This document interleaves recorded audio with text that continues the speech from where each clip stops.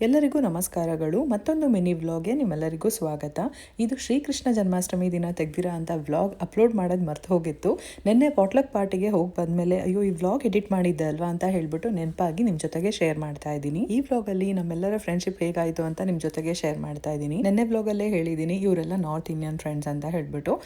ಇವರ ಹಬ್ಬಗಳೇ ಬೇರೆ ಥರ ಇರುತ್ತೆ, ನಾವು ಮಾಡೋ ಅಂಥ ಹಬ್ಬಗಳೇ ಬೇರೆ ಥರ ಇರುತ್ತೆ.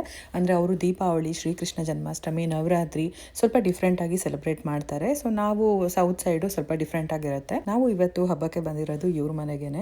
ಇವ್ರ ಮನೇಲಿ ಶ್ರೀಕೃಷ್ಣ ಜನ್ಮಾಷ್ಟಮಿನ ತುಂಬಾ ಚೆನ್ನಾಗಿ ಮಾಡಿದ್ರು. ತುಂಬ ಶ್ರದ್ಧೆಯಿಂದ ಭಕ್ತಿಯಿಂದ ಉಪವಾಸ ಇದ್ದು ಮಾಡಿದ್ರು. ಸಾಮಾನ್ಯವಾಗಿ ನಾವು ಉಪವಾಸ ಅಂತ ಅಂದರೆ ಬೆಳಗ್ಗೆಯಿಂದ ಸಾಯಂಕಾಲವರೆಗೂ ಇದ್ದು ಒಪ್ಪತ್ತು ಅಂತ ಸಾಯಂಕಾಲ ಊಟ ಮಾಡಿಬಿಡ್ತೀವಿ, ರಾತ್ರಿ ಡಿನ್ನರು. ಆದರೆ ಇವರು 24 hours ಅಂದರೆ ಬೆಳಗ್ಗೆ ಸೂರ್ಯ ಹುಟ್ಟಾಗಿಂದ ಸೂರ್ಯ ಮಳ್ಗೋವರೆಗೂ ಏನೂ ತಿನ್ನೋದಿಲ್ಲ. ನೆಕ್ಸ್ಟ್ ದಿನ ಬೆಳಗ್ಗೆನೆ ತಿನ್ನೋದು ಪೂಜೆ ಮಾಡಿಬಿಟ್ಟು. ನನಗೆ ಆಶ್ಚರ್ಯ ಅನಿಸಿದ್ದೇನಂತ ಅಂದರೆ ಉಪವಾಸ ಇದ್ದರೂ ಕೂಡ ಇಷ್ಟೆಲ್ಲ ಅಡುಗೆಗಳನ್ನ ಮಾಡಿ ಎಲ್ಲರಿಗೂ ಊಟ ಬಡಿಸಿದ್ರು ಕೂಡ ಅವರು ಹಾಗೆ ಫಾಸ್ಟಿಂಗಲ್ಲಿ ಇದ್ರಲ್ವಾ. ಸೊ ಅದನ್ನು ನೋಡಿ ನಾನು ತುಂಬಾ ಇನ್ಸ್ಪೈರ್ ಆದೆ.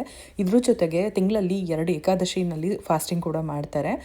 ಸೊ ಉಪವಾಸದ ಮಹತ್ವ ಏನು ಅನ್ನೋದನ್ನು ನಾನು ಇವ್ರ ಹತ್ರ ತಿಳ್ಕೊಂಡೆ ಅಂತ ಹೇಳ್ಬೋದು. ಅಡುಗೆಗಳು ಅಷ್ಟೇ ತುಂಬಾ ಡಿಫ್ರೆಂಟ್ ಆಗಿತ್ತು. ಇದೇ ಮೊದಲನೇ ಸರಿ ಅನಿಸುತ್ತೆ ನಾನು ನಾರ್ತ್ ಇಂಡಿಯನ್ ಡಿಶಸ್ನೆಲ್ಲ ಟ್ರೈ ಮಾಡಿದ್ದು. ತುಂಬಾ ಚೆನ್ನಾಗಿ ಮಾಡಿದರು. ಮಕ್ಕಳೆಲ್ಲ ಹೊರಗಡೆ ಬಂದು ಆಟ ಆಡ್ತಾ ಇದ್ರು, ಸ್ವಲ್ಪ ಪ್ರಸಾದ ಎಲ್ಲ ತಿಂದ್ಬಿಟ್ಟು ಬಂದು. ಸೊ ಅದಾದಮೇಲೆ ಸ್ವಲ್ಪ ರೀಲ್ ಮಾಡೋಣ ಅಂತ ಹೇಳ್ಬಿಟ್ಟು, ಇವಾಗ ನಿಮಗೆ ಗೊತ್ತು ಫ್ರೆಂಡ್ಸ್ ಎಲ್ಲ ಇದ್ರು ಅಂತ ಅಂದರೆ ಒಂದು ರೀಲ್ ಮಾಡೋದು ಮಿಸ್ ಮಾಡೋದಿಲ್ಲ. ಜನ್ಮಾಷ್ಟಮಿ ಆಗಿರೋದ್ರಿಂದ ನಾವು ಯಾಕೆ ಒಂದು ಸಿಂಪಲ್ ಆಗಿರೋ ರೀಲ್ ಮಾಡಬಾರ್ದು ಅಂತ ಹೇಳ್ಬಿಟ್ಟು ಮಾಡಿದ್ವಿ. ಅದು ಆಲ್ರೆಡಿ ಪೋಸ್ಟ್ ಮಾಡಿದ್ದೀನಿ, ಬಟ್ ಈ ವಿಡಿಯೋ ನಾನು ಅಪ್ಲೋಡ್ ಮಾಡೋದು ಮರ್ತ್ಬಿಟ್ಟಿದ್ದೆ. ಮಕ್ಕಳಿಗೆಲ್ಲ ಊಟಕ್ಕೆ ಕೂರಿಸಿದ್ವಿ. ಪೂರಿ ಬಿಸಿ ಇದ್ರೆ ಚೆನ್ನಾಗಿರುತ್ತೆ ಅಂತ ಹೇಳ್ಬಿಟ್ಟು ಇಲ್ಲಿ ರೆಡಿ ಮಾಡ್ತಾ ಇದ್ವಿ. ನಮ್ಮ ಫ್ರೆಂಡ್ಶಿಪ್ ಹೇಗಾಯಿತು ಅನ್ನೋದನ್ನು ಶೇರ್ ಮಾಡ್ತೀನಿ ಅಂದಿದ್ದೆ. ಹೆಣ್ಣು ಹೊನ್ನು ಮಣ್ಣು ಎಲ್ಲ ಋಣ ಇದ್ರೇ ಸಿಗೋದು ಅಂತ ಹೇಳ್ತಾರೆ. ಇವಾಗ ಇದನ್ನು ಆ್ಯಡ್ ಮಾಡಬೇಕು. ಫ್ರೆಂಡ್ಶಿಪ್ ಕೂಡ ಅಷ್ಟೇ, ಋಣ ಇದ್ರೇ ಸಿಗೋದು. ಯಾಕಂದರೆ 1 ವರ್ಷ ಆಯಿತು ನಾನು ಸ್ವಂತ ಮನೆಗೆ ಬಂದು. 1 ವರ್ಷದಿಂದ ನಾವೆಲ್ಲರೂ ಒಬ್ರನ್ನೊಬ್ರನ್ನ ನೋಡ್ತೀವಿ. ಸ್ಕೂಲು ಒಂದೇ ಸ್ಕೂಲ್ ಆಗಿರೋದ್ರಿಂದ ಎದುರು ಬದ್ರಿಗೆ ಸಿಗ್ತಾ ಇದ್ವಿ, ಪಾರ್ಕಲ್ಲಿ ಸಿಗ್ತಾ ಇದ್ವಿ, ಬಟ್ ಮಾತಾಡ್ತಾ ಇರಲಿಲ್ಲ ಯಾವತ್ತೂ. ಆದರೆ ಜುಲೈ ಮಂತಲ್ಲಿ ಅಂದರೆ 2 months ಬ್ಯಾಕ್ ಸಮ್ಮರ್ ಹಾಲಿಡೇಸ್ ಇತ್ತು. ಸೊ ಅಂಥ ಟೈಮಲ್ಲಿ ಪಾರ್ಕ್ ಕರ್ಕೊಂಡು ಹೋಗ್ತಾ ಇದ್ವಿ ಮಕ್ಕಳನ್ನ. ಆವಾಗ ಇವರ ಫ್ರೆಂಡ್ಶಿಪ್ ಆಯಿತು. ಸೊ ತುಂಬಾ ಖುಷಿ ಆಗ್ತಿದೆ. ಅದರಲ್ಲೂ ಹೊರ ದೇಶಕ್ಕೆ ಬಂದ ಮೇಲೆ ಫ್ರೆಂಡ್ಶಿಪ್ ಇಂಪಾರ್ಟೆನ್ಸ್ ಗೊತ್ತಾಗೋದು ನಮಗೆ. ಸೊ ಮಕ್ಕಳದೆಲ್ಲ ಊಟ ಆಗಿದ್ದಾದಮೇಲೆ ನಾವು ಊಟ ಮಾಡಿಕೊಂಡು ಎಲ್ಲ ಕ್ಲೀನ್ ಮಾಡಿಬಿಟ್ಟು ಮನೆ ಕಡೆಗೆ ಹೊರಟ್ವಿ.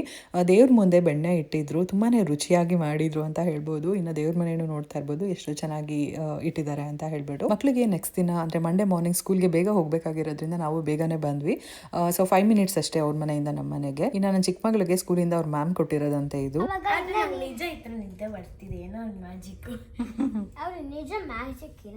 ಇದನ್ನು ಪಿಲ್ಲೋ ಕೆಳಗೆ ಇಟ್ಕೊಂಡ್ರೆ ಚೆನ್ನಾಗಿ ನಿದ್ದೆ ಬರೋದ್ರ ಜೊತೆ ಒಳ್ಳೆ ಕನ್ಸುಗಳು ಬರುತ್ತೆ ಅಂತ ಹೇಳಿದ್ರಂತೆ. ಸೊ ಅದಕ್ಕೆ ಮಕ್ಕಳು ಗೊತ್ತಲ್ವಾ, ಮ್ಯಾಮ್ ಏನು ಹೇಳಿದ್ರು ಕೇಳ್ತಾರೆ. ಸೊ ಹಾಗಾಗಿ ಪಿಲ್ಲೋ ಕೆಳಗೆ ಇಟ್ಕೊಂಡು ಮಲಗಿದ್ರು. ಸೊ ನೋಡಿದ್ರಿ ಅಲ್ವಾ ಫ್ರೆಂಡ್ಸ್, ಇದಾಗಿತ್ತು ಇವತ್ತಿನ ಮಿನಿ ವ್ಲಾಗ್. ಇವತ್ತಿನ ಮಿನಿ ವ್ಲಾಗ್ ನಿಮ್ಗೆ ಇಷ್ಟ ಆಗಿರುತ್ತೆ ಅನ್ಕೊತೀನಿ. Thank you for watching. Bye.